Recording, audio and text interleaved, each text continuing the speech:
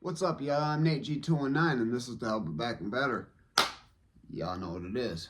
Another one coming at y'all. First, hit that like and subscribe. Hit that channel if y'all want to help out. Today is March 7th, about 5:40 in the morning. I wanted to get one to you before I went to work. I'm sorry I'm dressed like a bum. Actually, I'm not sorry. I don't care. This is my under work attire. This is just to keep me warm, you know. But, you know, that's the irrelevance for today. But I want to talk about, alright, I had a nightmare again last night. I've been up since about 2:45, about 2:45 this morning. Couldn't get back to sleep. I had a nightmare. Now, one of the most frightening times, there's been a lot of scary times in prison. A lot of times that, like, you have to look back and just like, damn, like, what did I get myself into? And if there's not a time in prison that you don't look back like, damn, what did I get myself into?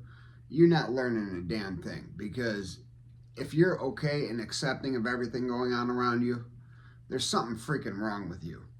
Because nothing's okay about prison. Hold on one second. I'm back. I had to adjust the timer because it was getting ready to go off and I didn't want an alarm going off while I was recording. But where was I at? Yeah, if you don't look back at something and like, what did I get myself into? And you're completely accepting of the world that you've now found yourself in, there's something wrong with you. Now, accepting your time is one thing, but being okay that you got the time, being like happy and go lucky like all the time, that, I mean, you gotta look back at your time and reflect. And like I've said before, prison does not rehabilitate you. Rehabilitation is within oneself. But back to like I said, I had a nightmare again last night. And, you know, I don't have nightmares as often as I used to. They used to be multiple times a week. Now it's once a week, twice a week sometimes. I've gone a couple weeks with no nightmares at all. And last night just wasn't one of them. I had a nightmare. Now, like I said, I've seen a lot of frightening things. I've seen people poked up. I've seen people extorted. I've seen the aftermath of somebody being raped. I've seen a whole lot of things. I mean, I've seen somebody unalived right in front of me, not 10 feet from me, so close that I got splashed with the blood. And one of my reoccurring nightmares is smelling that blood, is back in that moment. That's when you can smell the blood. It's indescribable. But one time, it was shortly before my birthday. This was in 2015, because this is the one birthday I had in population in Indiana State Prison. So, where I was in B-Cell House, which was a mix of a lot of different people, but if you're behind that wall, a majority of the time, you're a long timer. Like I said, I found myself behind that wall because I messed up at the minimum security camp.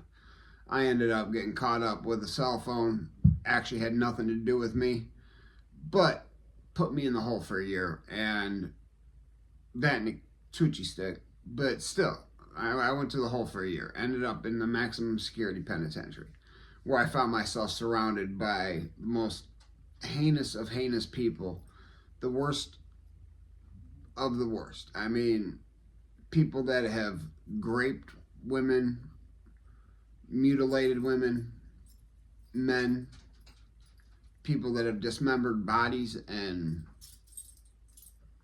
gratified themselves with the body.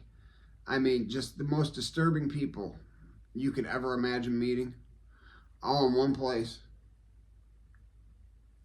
living together. I mean, it's crazy. There's a 40-foot wall everywhere you look to keep everybody in. There's a whole different world that goes on back there. And I'm not downgrading anybody that's done their time at a level 1 or a level 2 camp. I'm not saying that you haven't been to prison, because there's a new guy from Indiana that's got a channel, Prince Kane, and he went to Westville, aka West Vegas, aka you do not want to go there. Like, everybody's warned not to go there. Not that you don't want to go to Westville. Now, the last time I went, I actually requested Westville, but somebody had a separate T on me, so I couldn't go to Westville. And here pretty soon I'm going to be reacting to one of Prince Kane's videos. But he found himself in a very, very, very violent situation. And he'll tell you, if you're an unaffiliated white guy, that's especially like between 19 and 25 years old, the moment you walk in there, you're getting robbed. You're getting everything taken from you. Even if you can fight. Because you can fight all you want, but you can't whoop 10 people. You can't whoop 5 people. Sorry, it's not going to happen. Things are going to get taken from you.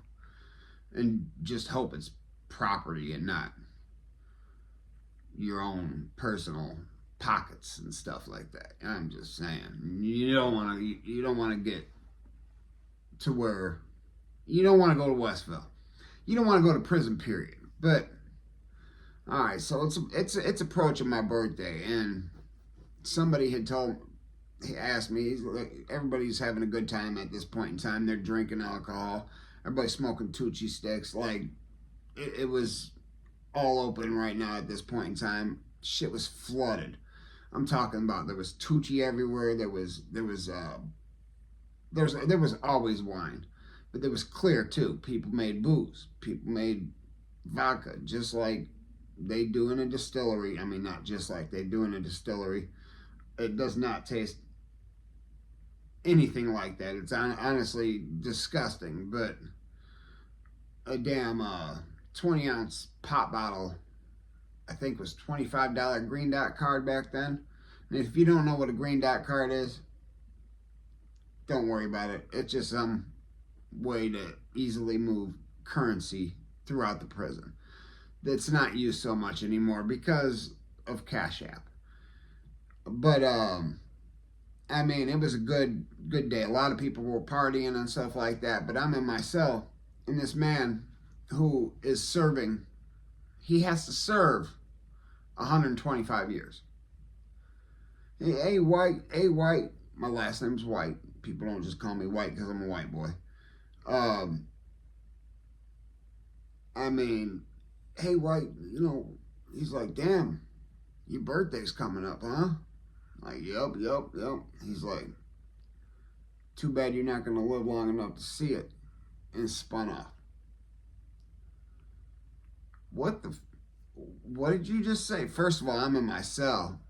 Second of all, I know not only is my birthday coming up, I'm less than 6 weeks out the door. Like, I got this early release coming up, and it was the following month. I was going home. Actually, they had told me I was going home September 24th.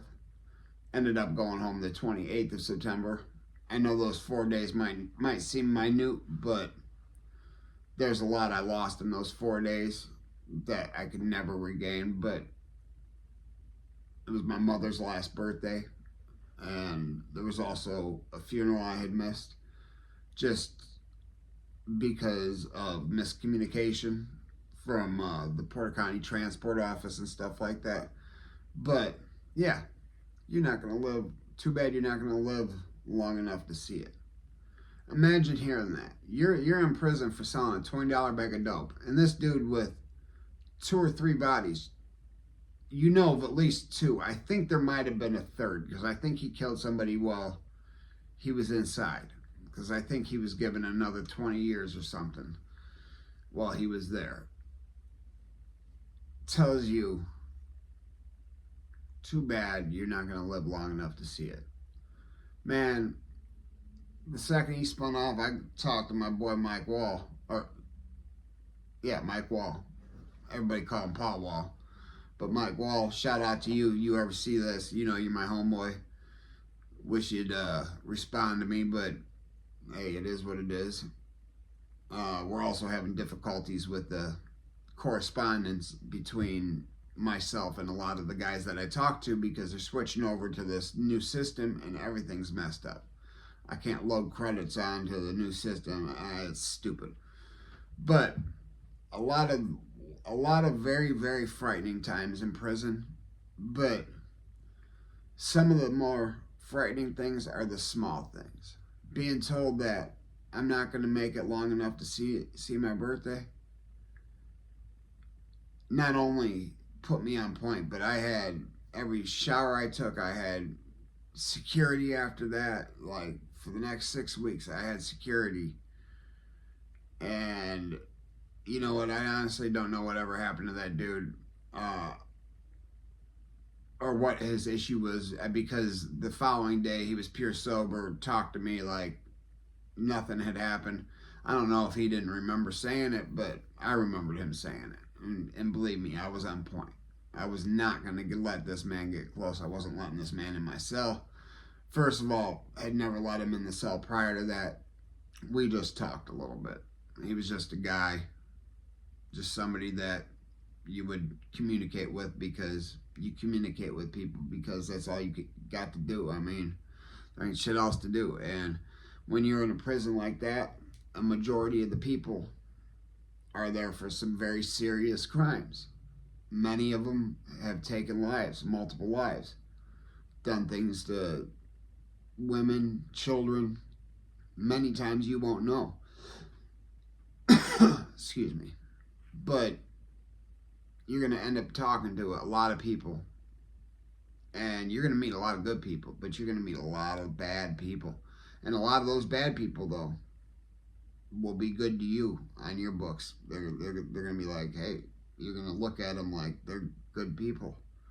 Regardless of what they did, you're meeting the real person. And sometimes these monsters, portrayed monsters by the courts and stuff like that, are the kindest, smartest, most humble human beings in the earth. But hey, never forget life's choices, guys. You never know if a wrong turn is going to put you in a maximum security prison with the killers and the rapists and the kitty fiddlers and all that. Yeah, people doing 100, 200, 300 years. Where death row is. You never know. But hey, if you like today's story, please hit that like and subscribe. Hit that channel if you want to help out. It'd be much appreciated. Always remember, if they ain't hating it, you ain't making it. Nate G219 signing out. Peace.